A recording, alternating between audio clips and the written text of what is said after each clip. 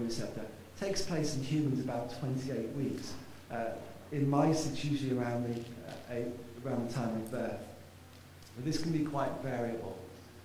Now, previously, mutations in the adult components of the acetylcholine receptor were found in congenital myasthenic syndromes, where patients would present with muscle fatigability. In our particular case, the patients who I showed you, although they had evidence of some muscle atrophy, were actually quite strong. Their muscles seemed to work quite well. So our hypothesis was that if we have mutations in the embryonal expressed subunit, CHRNG, then we might get fetal akinesia during pregnancy, and that akinesia might lead to the webbing across the joints, but as the embryonal subunit was replaced by the adult subunit, after birth, there will be no muscle weakness to show for.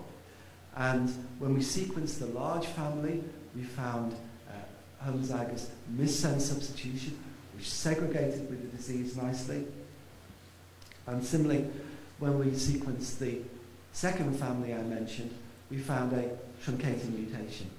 So we were now convinced that we had identified a gene for the milder version, the escarpar variant of multiple pterygium syndrome.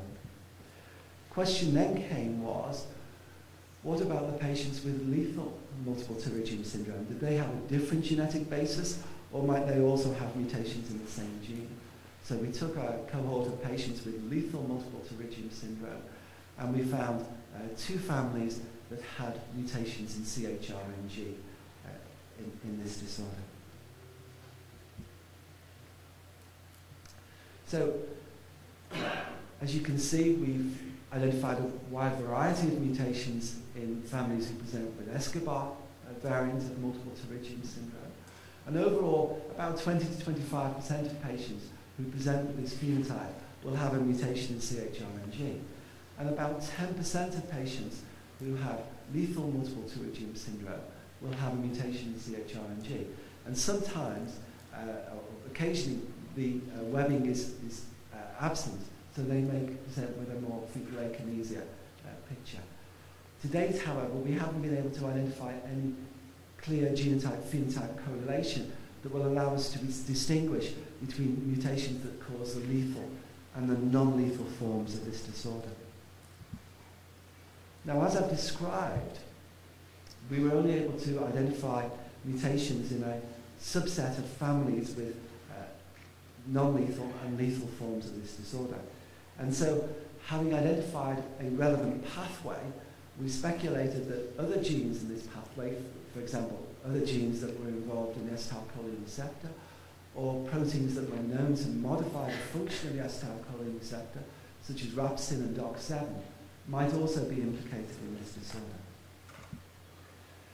So, when we started this way, this was the state of play.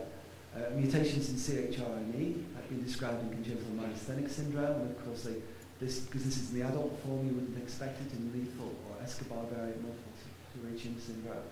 And CHRNG, because it's only expressed in the embryonal subunit, wouldn't cause postnatal congenital myasthenic syndrome. But mutations in all these genes have been described in congenital myasthenic syndrome. So we undertook mutation analysis, and we found mutations in rhabsin. We ourselves didn't find mutations in CHRNA or B subunit, but a collaborating group in Germany, Kirsten Hoffman and Stefan Mundlos, did. So we now had a situation where we had mutations in these genes here, causing both congenital myasthenic syndrome and also multiple pterygium syndrome, or fetal akinesia deformation syndrome. So essentially the same as lethal multiple pterygium, but without the pterygia. And that left the question of whether DOX7 mutations might also be involved in the more severe form of the disease. And we went on to identify a family that had a germinal DOX7 mutation. So we can rationalize these findings by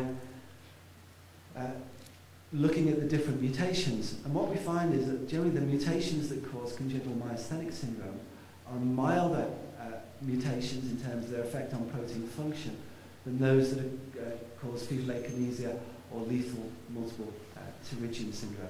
And there are some patients, for example, with rhabsin mutations, where the mutation has an intermediate effect. So they might have congenital myasthenic syndrome, but they also have arthrogryposis and some breathing difficulties. And such families have been described in the literature by other groups. Okay. So what I've described is how we started off with a family with an autosomal recessive disorder, identified a mutation for it, and then having identified a relevant pathway, we're then able to go on and identify mutations in related genes, and then also relate that back to other disorders caused by mutations in the same genes. Now what I've done so far is show you some examples of autozygosity mapping and gene identification in very large families. And while they are preferable to work with such families, of course, usually they're few and far between. So I want to show some examples where we've been able to successfully identify genes with much smaller families. Now these were two small families that presented to our local clinical immunologists with a previously apparently undescribed immunodeficiency syndrome. And what was striking here was that although this syndrome was apparently very rare, it was similar in these two families that were not known to be related, but they were of the same ethnic origin, and both from the same part of Pakistan originally. So our working hypothesis was that these two families may be distantly related and therefore may have identical mutations in a gene of interest. So the immunological phenotype of this family was a combination of immunodeficiency and autoimmune features, including, as you can see, autoimmune antibodies. Both underwent matched sibling bone marrow transplants. So as I've described for previous families, we undertook genome-wide SNP analysis. We identified a number of homozygous regions and then undertook microsatellite markers. And the area that was of most interest to us was on chromosome 14. And if we look here, you can see that not only are both families linked to chromosome 14, but also at this particular marker, the affected individuals both share the same sized allele. And when we go back to the SNP arrays, we can see there's a 1.46 megabase region where there's actually identical SNP calls for the probands from the two families. So this was supportive evidence that there was a common mutation to be found, and happily for us, there was a very strong candidate gene within this region, and this was the T-cell receptor alpha subunit. So the human T-cell receptor is composed of an alpha and a beta subunit, and to generate immunological diversity, the gene is divided into a number of segments. There's the variable segments, the junction segments, and the constant segments that contribute to the translation of the protein. And we reasoned that if we were having a profound immunodeficiency in this family, then the mutation should be in the constant subunit. So we undertook mutation analysis of this in the two probands. And what we found was an interesting mutation here, which was actually a nucleotide substitution, but just beyond the stop codon. So the first base past TGA.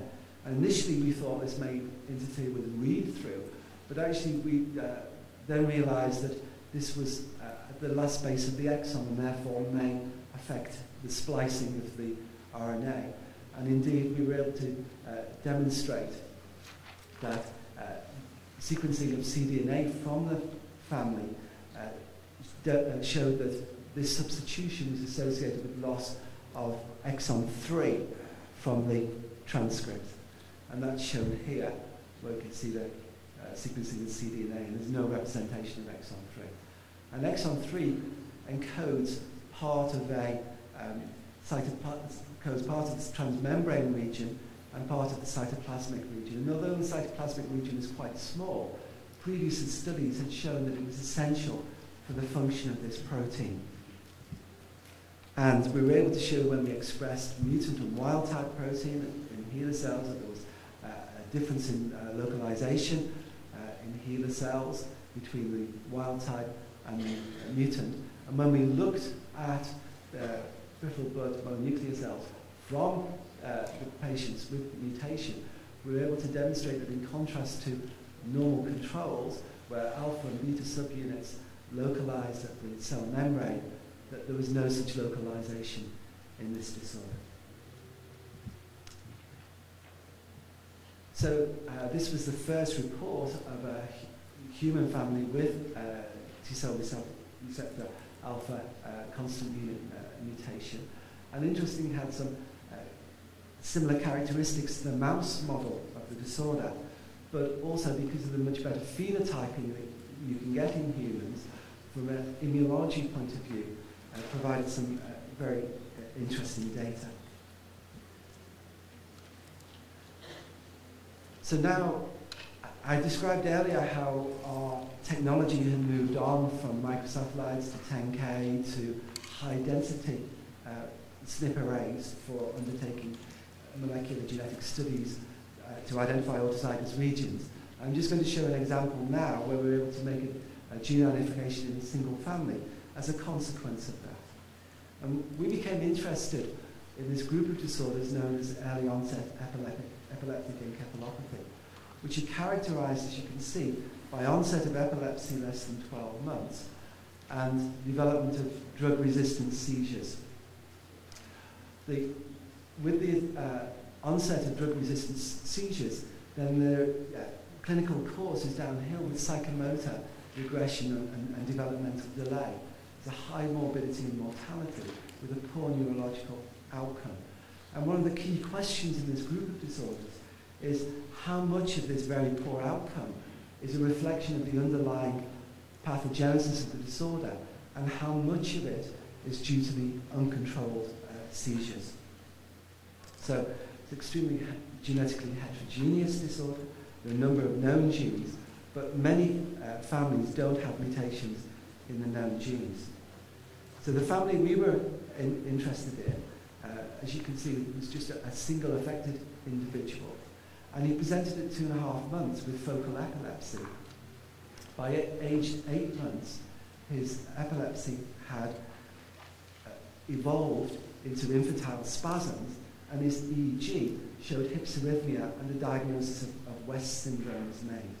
Thereafter, he responded poorly to the various treatments that were tried, and by age 2 years, 2 months, he'd regressed such that he didn't have head control and couldn't sit up, and his developmental age was estimated at 3 months. And his EEG at this time showed a generalized slowing consistent with a diffuse encephalopathy. So perhaps somewhat optimistically, we included this individual in a number of autozygosity screens we were doing with SNP arrays. And